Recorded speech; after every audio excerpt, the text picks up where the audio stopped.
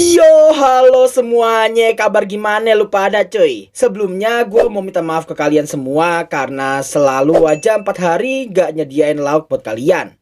Yah, ada satu dua hal yang harus gue urus dan seriusan gak bisa gue tinggalin sama sekali. Dan kalau gue maksain diri, adanya gue yang tepar nantinya. Tapi, berhubung satu dua hal tadi udah beres, gue bakalan push lauk kalian mulai hari ini. Malah enak kan ya, durasi video gua panjang-panjang nantinya. So, tembusin 2000 like agar semangat gua bisa kembali membara kayak awal musim lalu. Jangan lupa juga di subrek dan aktifin lonceng notifikasi di bawah. Tanpa berlama-lama lagi, mari kita mulai. Mau nih Senkyuju episode ke-6.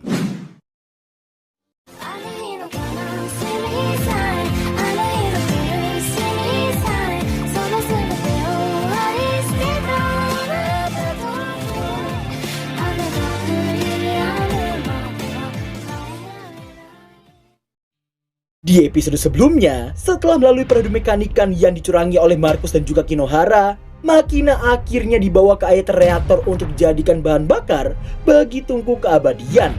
Sementara itu, berkat bantuan Takahashi, Vel dan juga Garm berhasil tiba di lokasi tungku keabadian, tapi harus menghadapi Kinohara, sang asisten Jaksel terlebih dahulu.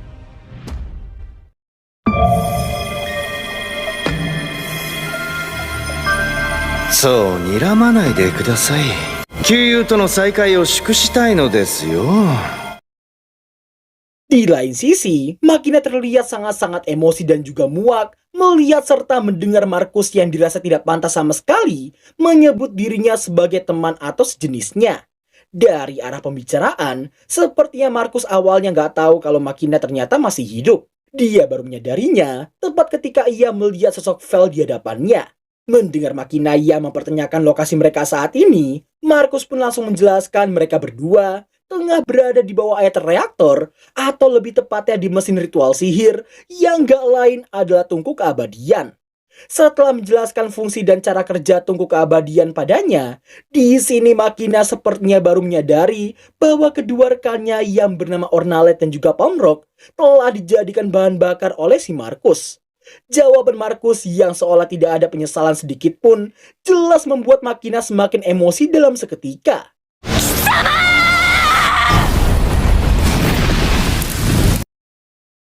Setelah berhasil menahan ledakan barusan, Markus melanjutkan penjelasannya, yang mana meski makhluk abadi memiliki kekebalan atas kematian fisik, akan tetapi jika mereka dibakar ke dalam tungku keabadian, jiwa-jiwa makhluk abadi akan ikut terbakar dan menjadi kayu bakar bagi tungku keabadian. Simpelnya, hanya kematian spiritual lah yang bisa membunuh para makhluk abadi. Makina yang masih belum tahu nasib pastinya Zenol si pedang karma, merasa sangat-sangat syok begitu mendengar Markus yang telah menjadikannya sebagai kayu bakar pertama bagi kota Shinjuku. Tanpa rasa penyesalan ataupun kesedihan, Markus terus ngebacot tanpa henti hingga membuat Makina bersumpah akan membakarnya sampai tak bersisa sama sekali. Meski merasa di atas angin, tapi Markus tetap merasa akan repot jika sampai informasi tentang tumbal makhluk abadi ini tersebar ke semua orang. Maka dari itu, tindakan pencegahan yang bisa dilakukannya hanyalah turun tangan secara langsung. Berhubung tungku keabadian akan kehabisan bahan bakar sebentar lagi, Makina pun sadar bahwa dirinya akan dijadikan kayu bakar berikutnya. 十分持つでしょう。 Kembali ke Vel dan Garm yang harus menghadapi Kinohara si asisten Jaksel terlebih dahulu. Kenapa gua nyebut dia asisten Jaksel? Tentu karena cara bicaranya yang campur aduk gak jelas, kayak bahasa Jaksel gitu. Kalian mau denger? Ya, ini dia. 加えてバディを引き連れてとはイレギュラーです。もしやあなた勇者グラムではデータベースに残っていましたよ。2度の対戦でグレートワークを挙げた不老の勇者。そうですか。まさか勇者が魔王にワークトゥゲザーするとは。Interesting です。 Kurang lebihnya gua tahu apa isi pikiran Vel saat ini. Oh alah jangkrik ngomong apa sih wedokan iki? Sarumpun karo literally absolutely nih Jaksel ta iki. Garm lalu meminta Vel untuk tidak perlu khawatir dan menyerahkan Kinohara padanya. Meski terdengar goblok, tapi Vel tetap memperingatinya untuk berhati-hati. Karena ilmu pedang Kinohara sepertinya setara dengan Zenol, sang pedang karma. Berhubung dia pernah menang telak melawannya, jelas Garm merasa akan EZ melawan si Kinohara. Kinohara yang tersinggung pun bersiap sembari mengatai mereka berdua sebagai hantu boomer.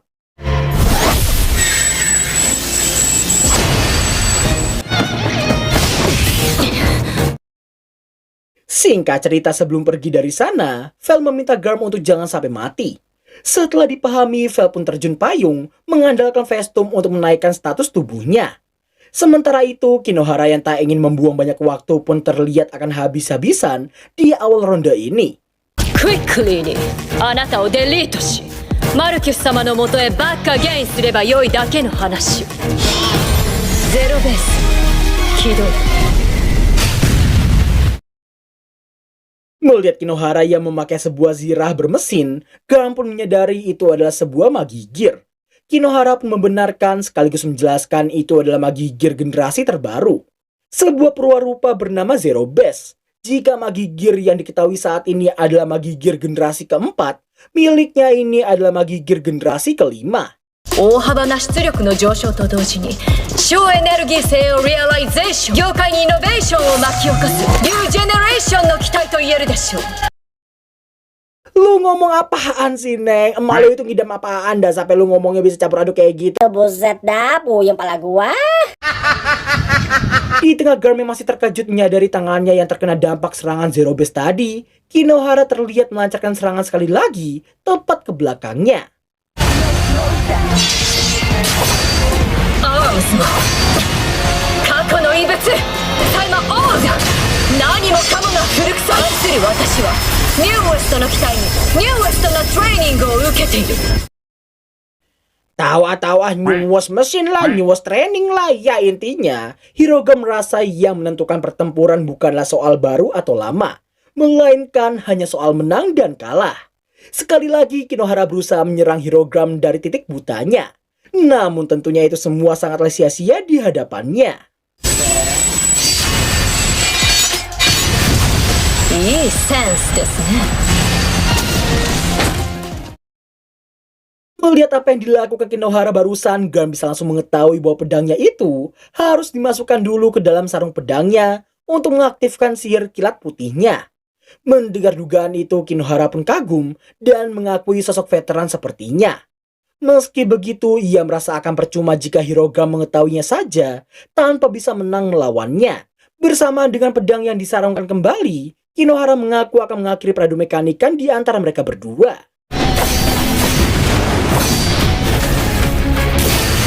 Cracking は不可能ですか。 Ya elah Neng, udah Jaksel mau curang pula. Is. Setelah terus bertukar tebasan, Kinohara masih terus ngebacot soal harga diri Gen Z yang tak mungkin kalah dari seonggok artefak 500 tahun lamanya. Namun ya, cuma beberapa helai rambut sajalah yang bisa ditebas Kinohara saat ini.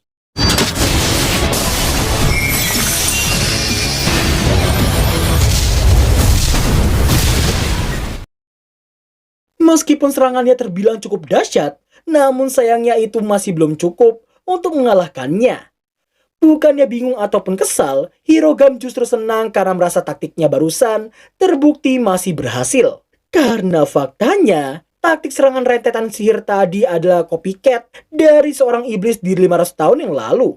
Mendengar dirinya baru aja dijadikan sebagai kelinci percobaan, sontak hal itu membuat Kinohara sangat emosi dalam seketika.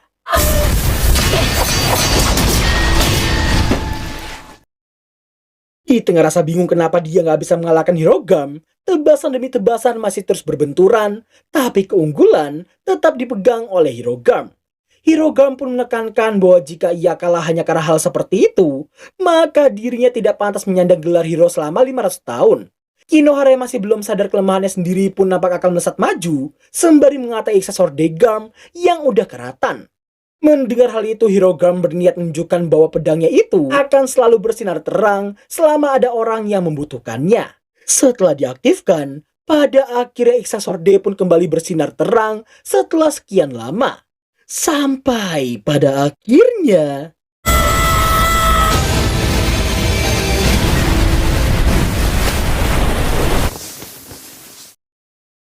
Wedian sekali. Meski ulti barusan sangat-sangat dahsyat dan sangat menyilaukan bagi mata gua yang ngetek di tengah kegelapan, tapi rupanya itu belum cukup untuk membunuh si Kinohara. Garm pun mewajarkannya karena Alwingnya yang sekarang jauh lebih lemah ketimbang Alwingnya pas ngelawan Vel di masa lalu. Di tengah Kinohara yang masih menahan pendarahan, ia menyempatkan diri untuk bertanya kenapa dia bisa kalah darinya. Hirogan pun meralat karena seharusnya kenapa dia bisa menang darinya. Setelah mengganti pertanyaannya seperti yang dikatakannya barusan, Hirogan pun ngasih tahu itu karena ia sudah tua. Kinohara yang merasa itu adalah sebuah alasan yang sangat konyol, namun Garm meluruskan bahwa tua yang dimaksudkan itu adalah pengalaman bertarung selama 500 tahun. Setelah merasakan peradu mekanika yang tak bisa dimenangkannya, Kinohara pun menanyakan kenapa bukan dia sajalah yang pergi menghadapi si Markus. Karena ia merasa Vel tak mungkin bisa menang melawan bosnya itu. Mendengar Kinohara yang sok kepedean bisa ngalahin Vel seorang diri, Hirogarm hanya tertawa karena sempat mengira Kinohara adalah tipikal wanita cerdas dan juga peka. Tapi nyatanya, dia bisa mengatakan hal dongo seperti itu. Terlepas dari itu semua, Hirogarm baru sadar bahwa hanya dirinya satu-satunya orang yang mengetahui kartu asnya si Vel. Bahkan mungkin aja Markus sendiri juga tidak mengetahui kartu as tersebut. Hirogarm sendiri merasa yakin semua orang yang melihat teknik andalannya si Vel pasti akan merasa putus asa dibuatnya. Kinohara lalu menanyakan apakah Hirogarm gak mau membunuhnya. Tentu Hirogarm mengatakan ia tak akan membunuhnya, apalagi Kinohara sudah gak memiliki cukup kekuatan untuk membunuhnya. Ia bisa menahan ulti Alwingnya barusan, sebagian besarnya berkat kemampuannya sendiri. Tugasnya sejak awal gak lain untuk mencegahnya agar tidak menghalangi si Vel. Di tengah ketenangan yang baru aja mereka dapatkan, secara tiba-tiba ini yang terjadi.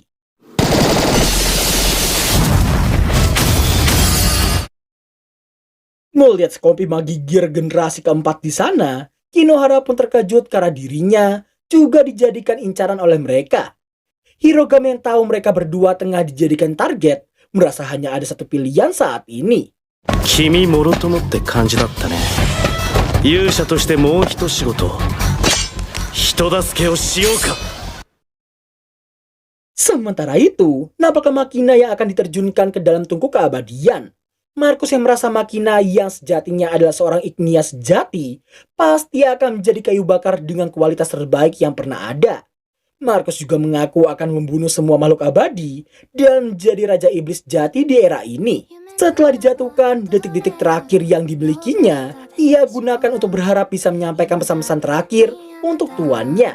Mulai dari makan makanan bergizi, mencuci pakaian dan jangan sampai menumpuk lama, memintanya untuk peregangan setiap 1 jam sekali saat dia sedang live stream. Hingga akhirnya Makina mengucapkan kata-kata yang baru disadarinya belakangan waktu. 愛しておりました。そなたの悪い癖だな。すまない。遅くなった。助けに来たぞ、マキナ。 Dan berakhirlah alur cerita anime Raja Iblis 2099 episode ke-6. Jujur aja ini episode terbaik sepanjang anime ini berlangsung. Sebenarnya gua udah duga pasti ada momen Vel nyelamatin Makina waktu dia mau jatuh ke tungku. Soalnya di episode awal-awal kita juga udah dikasih tahu cuy. Momen pertama kali Vel nyelamatin Makina waktu dia dijatuhin ke gunung berapi, pasti itu adalah sebuah foreshadow untuk apa yang akan terjadi sekali lagi. Dan benar aja, di episode ke-6 ini momen dramatis itu akhirnya muncul. Terlepas dari itu semua, adu mekanik Garm melawan si asisten Jaxel jujur cool and badass banget ya kan. Literally kayak gak expect gitu loh, adu mekanik mereka bakal so heavy and so rough gitu loh. Sumpah gue dari dulu suka ngilu gitu kalau pakai bahasa alien kayak gitu. Aduh, ya intinya pada mekanikannya si Garm melawan Kinohara, si asisten Jaxel, seriusan keren dan badass cuy. Kalau kalian suka anime ini, curahkan support kalian ke tombol subrek, like, dan lonceng notifikasi di bawah. Gua admin WAM2 mau mulai bikin lauk buat kalian dulu. Bye-bye semuanya. Ne